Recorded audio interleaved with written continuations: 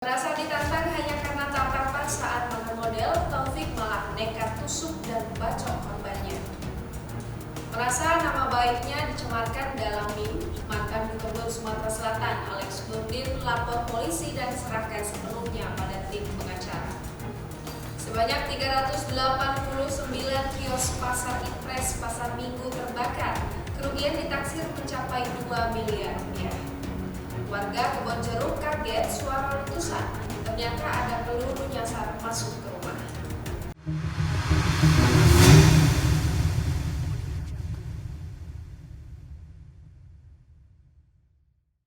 Halo pemirsa Tribun Sosial Video, senang sekali rasanya kita berjumpa kembali dalam program acara 48 jam bersama saya Ais Ratna yang akan menyajikan rangkuman informasi kriminal di Sumatera Selatan dan sejumlah informasi viral terupdate. Informasi pertama hari ini kami hadirkan dari Palembang. Bersikap cuek terkadang bisa melindungi diri kita dari tindak kejahatan. Tapi yang satu ini nampaknya terlalu merasa sensitif dengan sikap seseorang. Seorang pria yang kini ditetapkan sebagai tersangka, Taufik merasa ditantang dan tersinggung saat ditangkap korban bernama Hendra ketika sedang makan model. Ia nekat menganiaya korban dengan cara menusuk hingga membacok korban. Wah, itu sih terlalu baper ya mas. Hanya negara tak senang dilihat ketika sedang makan model, tersangka Taufik nekat menusuk korban Hendra di Jalan Slamet Riyadi, Lorong Lawang Kidul, Kelurahan Lawang Kidul, Kecamatan IT2, Palembang. Tersangka menusuk korban Hendra di depan Lorong Lawang Kidul Darat pada Selasa 10 Maret 2021 sekitar pukul 19.00 waktu Indonesia Barat. Ngomong kotor, nggak saling kenal ya, jadi saling ejek hingga terjadinya pengeroyokan ya. Oh, pisau itu lah dibawa berarti tajam itu ya? Iyalah dibawa berarti artinya itu.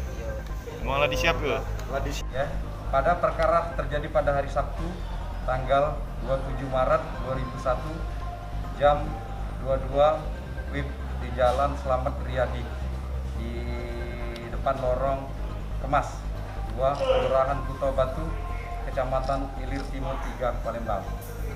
Antara kedua tersangka dan korban ini tidak saling kenal, tapi dia saling ejek-ejekan sehingga korban itu berlari karena ketakutan, akhirnya dikejar sampai di Kuto Batu Lorong Kemas, terjatuh motor korban sehingga dibacok oleh tersangka. Itu yang dua, masih ada 2 orang lagi yang DPO. Mantan Gubernur Sumatera Selatan Alex Nurdin melaporkan pihak tak bertanggung jawab yang menggunakan foto dirinya dalam meme terkait kasus dugaan korupsi Masjid Sriwijaya. Mantan orang nomor 1 di Sumatera Selatan ini kini menyerahkan semua laporan tersebut kepada pengacaranya. Mantan Gubernur Sumsel Alex Nurdin mengaku telah menyerahkan sepenuhnya masalah penghinaan dirinya dalam bentuk gambar meme yang disebarkan pihak tak bertanggung jawab kepada tim pengacaranya. Menurutnya, tim pengacara akan melakukan upaya hukum dengan melaporkannya ke pihak kepolisian. Berita maupun gambar yang dituliskan kata-kata di sosial media dalam ini WA itu yang mencemarkan ataupun menghina nama baik dari klien kami Pak Alex Nurdin, di mana di dalam dicantumkan foto tadi, ada foto klien kami Pak Alex, ada seolah-olah dibuat percakapan, temannya satu ini buat percakapan, baliklah mang di masjid tu terbuang kau, seolah-olah Pak Alexnya menjawab cak mana lur labis. Nah, intinya bahwa mengenai gambar yang beruntaian kata-kata ini itu sangat mencemarkan dan menghina nama baik dari klien kami. Nah, kami itu sudah konseling ke pihak kepolisian untuk terkait agar untuk membuat laporan ke depan, dan tinggal kami ada untuk melengkapi beberapa alat bukti. Itu saja, dan waktu dekat ini kami juga akan menempuh jalur hukum melaporkan pihak-pihak ya, terkait yang diduga menyebarluaskan melalui media elektronik gambar-gambar yang mencemarkan dan menghina dari nama baik klien kami Pak Alex Nurdin. Seperti itu. Selain di grup WhatsApp Kak, itu di mana aja ditemukan? Apa di Facebook, apa di IG? Kalau sementara di grup WhatsApp tadi. WhatsApp saja. Di grup yang tadi, KONI Sumsel. Ya, di grup WhatsApp yang diduga mengatasnamakan grup ini, grup KONI Sumsel 2020-2024 ini. Oh. Kami tidak menuduh KONI ya, tidak ya. Tidak, Dalam artian individu itu kan? ya, Oknum itu kan? individu, oknum. Artinya apa? Di sini juga kami menghimbau kepada siapapun tanpa terkecuali agar tidak melakukan hal-hal yang kiranya dapat mencemarkan nama baik klien kami Pak Alis Nurdin. Kenapa? Di situ ada pidana apa undang-undang ITE. Nah, setiap pelanggaran akan kami tempuh melalui jalur hukum. Hanya saja waktu ini kan lagi bulan Ramadan. Makanya kita kemarin sembari konseling juga menghimbau lah agar seandainya dalam proses hukum ada proses hukum yang melibatkan klien kami itu sebagai saksi, kita percayakan sajalah kepada penegak hukum, biar proses hukumlah yang berjalan. Ya, jangan seolah-olah opini digiring bahwa klien kami itu sebagai pihak yang bersalah. Artinya apa? Di negara kita, negara hukum, ada proses hukum yang sedang berjalan. Kemudian ya kita percayakan saja kepada penegak hukumnya. Toh kita sama-sama bisa melihat seperti apa proses hukumnya. Sedikit proses hukumnya. Ini. Ya, begini. Ini. Iya.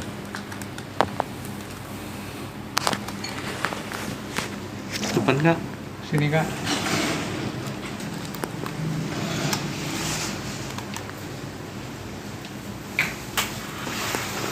Nah, Kak Dudi.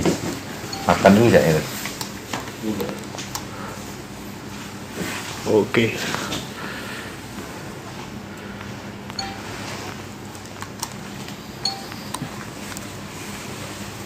Pemirsa, sebanyak 389 kios di Pasar Impres kawasan Pasar Minggu, Jakarta Selatan hangus terbakar. Belum diketahui penyebab dari kebakaran tersebut. Meski tak ada korban jiwa dalam peristiwa ini, kerugian dari kejadian ini ditaksir mencapai 2 miliar rupiah. Kerugian dari kebakaran Pasar Impres Pasar Minggu, Jakarta Selatan mencapai 2 miliar rupiah. Sebanyak 389 kios di Blok C Pasar Impres hangus terbakar. Hal itu diungkapkan Kepala Suku Dinas Penanggulangan Kebakaran dan Penyelamatan Jakarta Selatan, Albert Wildardo Bagaol, saat dikonfirmasi pada Selasa 13 April 2021. Kerugian ditaksir mencapai 2 miliar rupiah akibat kebakaran itu. Namun dipastikan tidak ada korban jiwa dalam peristiwa kebakaran itu. Total 150 personil damkar dari 35 unit truk damkar dikerahkan untuk memadamkan api pada Senin 12 April 2021. 18.35 waktu Indonesia Barat. Api baru dapat dilokalisir sekitar 2 jam kemudian, tepatnya pukul 21.00 waktu Indonesia Barat. Proses pemadaman benar-benar selesai pada Selasa 13 April 2021 pukul 00.58 waktu Indonesia Barat. Sampai saat ini belum diketahui penyebab kebakaran pasar tersebut. Seorang warga di kawasan Kebonjeruk, Jakarta Barat yang tengah menikmati tidurnya dikagetkan dengan suara ledakan. Merasa cemas, Yuli menemukan selongsong peluru di lantai rumahnya. Enak tidur, Yuli dikagetkan dengan suara ledakan. Dikira ada orang jatuh dari plafon, ternyata Yuli melihat ada selongsong peluru di lantai. Hal itu diceritakan oleh Yuli saat ditemui Selasa 13 April 2021. Istri dari Ahmad Maulana itu mengatakan bahwa insiden peluru nyasar itu terjadi pada Senin 12 April 2021 pukul 5.30 waktu Indonesia Barat. Yuli menjelaskan bahwa saat itu ia dan suaminya serta anaknya yang masih balita tengah terlelap di kontrakan seluas 4x4 yang ditinggalinya. Kemudian mereka bertiga dikagetkan dengan suara ledakan. Ketika diperiksa, plafon rumah kontrakan Yuli yang terletak di lantai 2 bolong. Terdapat satu bolongan sebesar ujung jari telunjuk di plafon tersebut. Melihat hal itu, suami Yuli, Ahmad Maulana, melaporkan kejadian ke Ketua RT 9 RW 10 Kebonjeruk, Jakarta Barat. Kemudian bersama Ketua RT, Ahmad Maulana melaporkannya kepada polisi. Di hari itu juga polisi datang melakukan olah tempat kejadian perkara. Yuli menduga peluru tersebut merupakan peluru nyasar, sebab mereka tidak memiliki musuh atau masalah dengan orang lain. Apalagi kontrakan mereka ada di lantai 2, sekitar kontrakan itu merupakan pemukiman padat yang dikelilingi gang-gang kecil.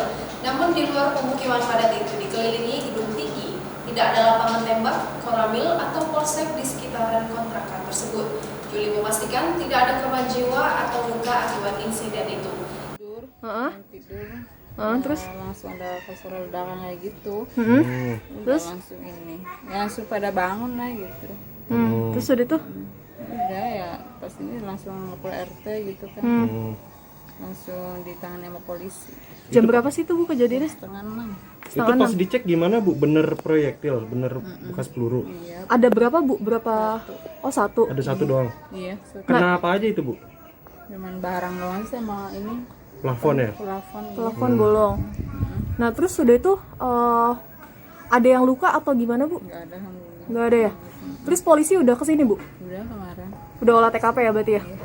Nah, itu kalau kata polisi kemungkinan dari mana atau gimana ya udah jelasin belum Bu? Nggak tahu sih, saya kurang tahu tuh ya. Cuman emang kemarin posisinya benar-benar semua lagi pada tidur ya Bu? Ya lagi ya, lagi pada tidur. Saya kaget. Bunyinya keras banget ya sih Bu? Iya sih, kayak orang jatuh gitu, kayak barang jatuh gitu. Oke, barang jatuh kayak Itu gitu. proyektil gede apa gimana Bu? Gede. Lumayan Berapa gede. diameternya? Kira-kira sebesar apa Bu? Bisa ditunjukin nggak sih? Ya inilah seujung ini. Seujung ini ya Bu ya? Seujung jari ini ya Bu ya? Oke.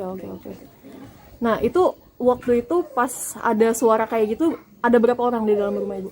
Ya ada ini aja sih, suami saya. Bertiga aja ya? Sama bertiga sama anak ya? Nah, waktu itu ngiranya awalnya apa sih Bu? Selain peluru itu? Ngira awalnya tuh apa? Suara apa? Orang jatuh gitu. Hmm. Nah, pas ini, nah kok ada peluru gitu di bawah gitu. Oh, berarti pelurunya ada di bawah tuh Bu? Oh, langsung di bawah. Lantai gitu. Kayak selongsongnya doang gitu ya Bu ya? Dia Itu dia tadi pemirsa beberapa informasi kriminal dan viral yang berhasil kami rangkum untuk Anda saksikan.